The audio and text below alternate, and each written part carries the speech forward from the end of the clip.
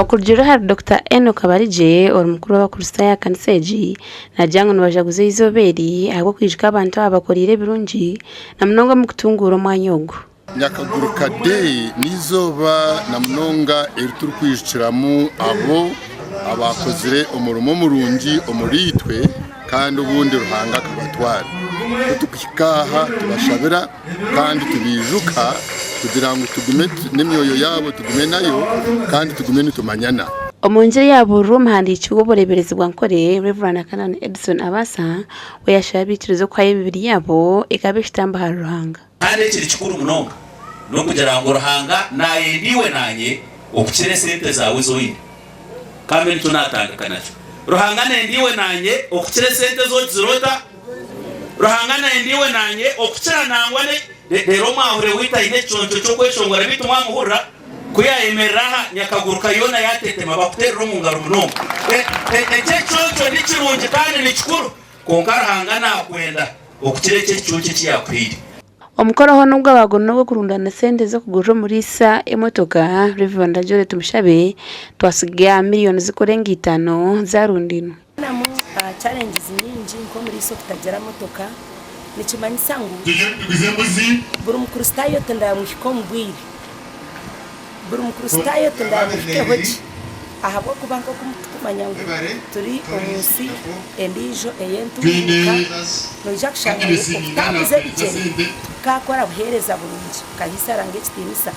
katungura mwanya kandi byone tukugamba kwatanisa umukora naki toka bukora mutine rukundo ejo gulu ningashi ikintu kwatanisa ehuze rukutubazira tukaza hamwe umugoyo kutuzirika tukaza hamwe rukundo aho barangana tugambira ngo mutarigiri baje rindi ryo nakuri baje ryo kundana ako barije yagamba mwena hati achokugure motoka na barete mtwaro 50 Omugandi dini wa Western Kore Diocese Reverend Canon John Mukuru ashaba yabicuruze mu rubishenyi abakirwa ziringiro musikibi ngwense basigiri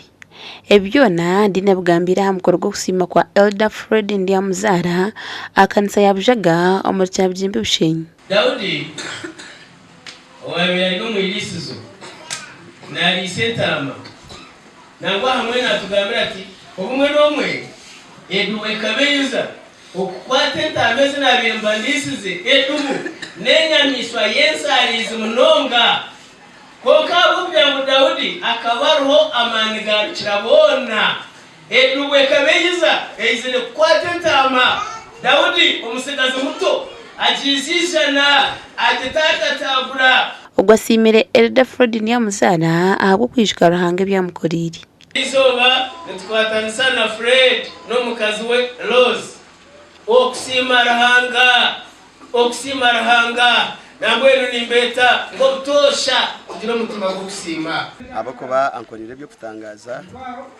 abakoba buri mwaka nimba ni musima ruhanga ankorire byo kutangaza abakoba kanyiho mukayo witu yanjuna byo mburuzi wengiri